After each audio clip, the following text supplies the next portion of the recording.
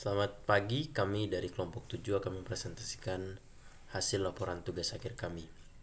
Kami beranggotakan Dikrius Fiarabi, Ferdinando Juanbo, Fikri Alamsyah, dan saya sendiri, Hiskia Sebastian Danari. Kami akan mempresentasikan hasil dari laporan tugas akhir kami dalam mata kuliah manajemen konstruksi.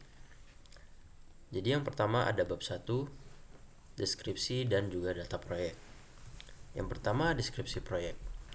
Jadi nama gedungnya adalah Rumah Sakit Panacea dan untuk lokasinya berada di Jalan Kebagusan Raya, ada di Jakarta Selatan. Bisa dilihat sendiri,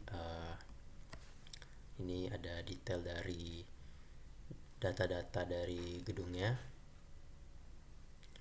Ini ada luas bangunan, ada luas tanah, ada waktu pelaksanaan, ada nomor kontraknya juga, ada nilai kontrak, ada tanggal kontrak, kontraktor, dan juga fungsi bangunannya yaitu ya rumah sakit.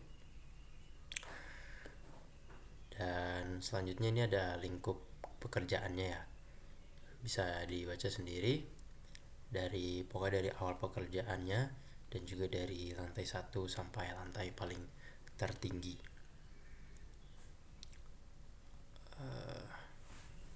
Dan ini yang tadi ya, ada rincian ruangan-ruangan dari tiap-tiap lantai.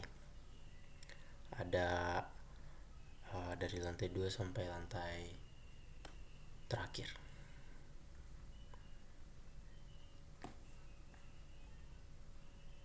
Ini ada rekapitulasi dari hasil desain lantai beton. Intinya ini adalah detail-detail dari beton, lantai baja, dan juga tangga. Saya dilihat. Dan untuk fungsi gedung sendiri seperti biasa ya, rumah sakit, pelayanan medis. Dan berikut juga ada tampilan gedungnya. Bisa dilihat di sini. Oke, pada bab kedua ini kita masuk di bagian manajemen proyek. Yang pertama ada struktur organisasi proyek. Di sini dibagi menjadi dua, ada tenaga ahli dan tenaga teknis atau analisis atau pendukungnya.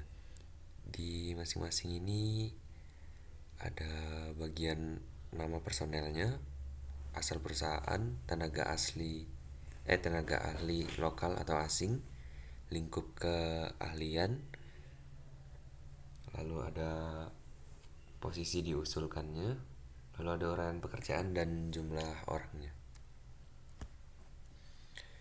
Kemudian kami melakukan hasil studi banding ke perusahaan kontraktor, di mana kami menemukan struktur dari perusahaan tersebut. Ada komisaris yang memiliki jabatan setara dengan direktur. Lalu ada direktur, itu seorang yang ditunjuk sebagai pemimpin dan bertanggung jawab. Kemudian ada bagian keuangan, administrasi, teknis, semua yang bergerak di lapangan dalam proyek, itu seperti PM, SPM, SM, logistik, pelaksana, drafter, dan lalu ada quality control atau QC, lalu ada HSE. Lalu di bagian ketiga ini ada manajemen pengadaan. Di sini terdapat ketentuan untuk paket pengadaan, di mana paket pengadaan yang dimaksud itu jasa kontraktor pembangunan rumah sakit dengan ruang lingkup pekerjaan. Itu ada DED, gambar kerja, RAB, dan spesifikasi teknis dengan harga satuan 250 miliar. Kami menggunakan tahun anggaran 2024 dan ini lokasi pelaksanaan pengadaannya. Kemudian ada jadwalnya, ada pemasukan dan pembukaan dokumen, dengan waktu yang tertera di sini. Kemudian ada evaluasinya.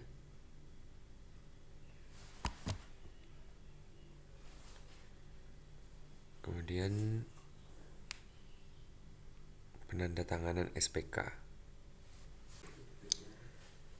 Baik, berikutnya adalah bab 3 yaitu mengenai metode pelaksanaan, di mana metode yang efektif memungkinkan pengelolaan sumber daya secara efisien, meminimalisir resiko, dan mengoptimalkan koordinasi antara berbagai pihak yang terlibat dalam proyek. Manfaat dari penerapan metode pelaksanaan yang terstruktur dalam proyek konstruksi meliputi peningkatan efisiensi operasional, pengurangan biaya tak terduga, dan penurunan waktu penyelesaian proyek. Berikutnya manajemen penjadwalan. Manajemen penjadwalan yaitu berisi tentang penjadwalan yang sudah diatur di mana di sini sampai 349 hari kalender yang akan dimulai tanggal 2 Januari 2024 dan selesai pada 16 Desember 2024. Untuk detailnya yaitu sudah terlampir. Ini gambar penjadwalannya. Ini juga. Nah, yang berikutnya adalah penataan lokasi proyek. Di mana proyek perlu untuk terdapat penataan yang memuat berbagai fungsi yang bernama sebagai para tenaga kerja, alat berat, terus direksi, fabrikasi, gudang, pos, kantor, material, pagar sementara, dan jalan masuk. Oke, untuk selanjutnya ada di bab 4 yaitu penutup. Yang dimana penutup di sini berisi kesimpulan dan saran. Untuk kesimpulannya yang pertama ada proyek pembangunan rumah sakit Panacea 10 lantai dirancang dengan pendekatan yang menyeluruh, mencakup aspek fungsional bangunan, struktur, manajemen konstruksi, serta penjadwalan. Hal ini menunjukkan keseriusan dalam mendirikan fasilitas kesehatan yang kokoh, aman, nyaman, dan ekonomis. Yang kedua, pelaksanaan proyek didukung oleh tim profesional, pembagian tugas yang jelas dan sesuai bidang keahlian masing-masing, mulai dari direktur proyek hingga staf QC dan HSE. Ini mencerminkan sistem manajemen proyek yang tertata baik. Selanjutnya, waktu pelaksanaan proyek selama 349 hari, mulai dari 2 Januari 2024 hingga 16 Desember 2024. Selanjutnya, ada pembangunan rumah sakit ini merupakan tanggapan atas meningkatnya kebutuhan layanan kesehatan di Jakarta. Untuk sarannya, yang pertama disarankan untuk menyertakan penilaian resiko proyek yang lebih rinci.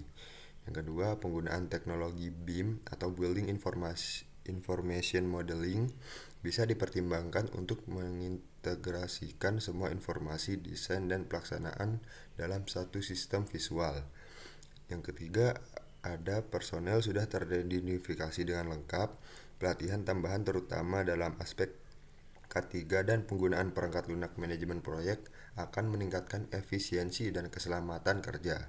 Yang terakhir, mengingat lokasi proyek berada di lingkungan padat penduduk, perlu disusun program komunikasi dan sosialisasi kepada masyarakat sekitar untuk menjaga hubungan baik selama proses pembangunan gedung berlangsung.